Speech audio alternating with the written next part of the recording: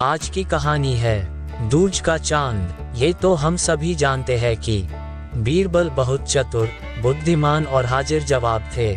उनकी कीर्ति दूर देशों तक फैली हुई थी।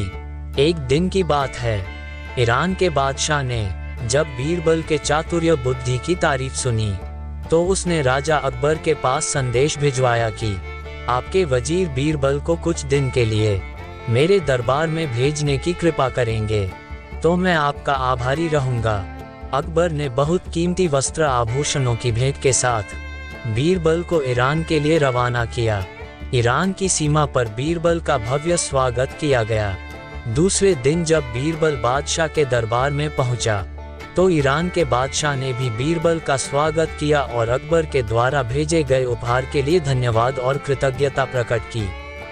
अब बीरबल ने ईरान के बादशाह को राजनीति के कई रस रहस्य समझाए। बादशाह उसकी हर राय से सहमत हुए। विदाई की बेला में ईरान के राजा ने अपने सभी दरबारियों के बीच हिंदुस्तानी वजीर बीरबल से एक सवाल किया कि आप अपने राजा अकबर और मेरे बीच आप कैसे तुलना करते हैं। बीरबल ने भी बड़ी ही चतुराई से जवाब दिया और कहा, हमारे राजा अकबर तो दूज के चांद की तरह हैं और आप पूनम के पूर्ण चंद्रमा से सुंदर सुशील हैं। अपनी तारीफ सुनकर ईरान का राजा बहुत खुश हुआ, लेकिन बीरबल से यह बात सुनकर बीरबल के साथ आए अकबर के कुछ दरबारियों को मौका मिल गया। वह आपस में इस बात को लेकर खुसर करने लगे कि बीरबल ने ईरान के बादशाह के स्वागत सत्कार के आगे अपने राजा को नीचा दिखाया है। ईरान के बादशाह को तो पूनम का चांद बताया और अपने राजा को दूज का चांद। दूसरे दरबारी ने हाँ में हाँ मिलाते हुए कहा, हाँ तुम ठीक कहते हो, पूनम का चांद बहुत बड़ा और चमकीला होता है, जबकि दूज का चांद एक पतली सी रेखा की तरह है। बीरबल ने तो अपने राजा को छोटा बताया, इसकी हमें शिकायत करनी चाहिए। तीसरे दरबारी ने कहा, हाँ। जब बीरबल वापस अपने राजा अकबर के दरबार में लौटे तो अकबर ने सारा हालचाल बीरबल से पूछा। बीरबल ने भी सारी बातें अकबर को बताई।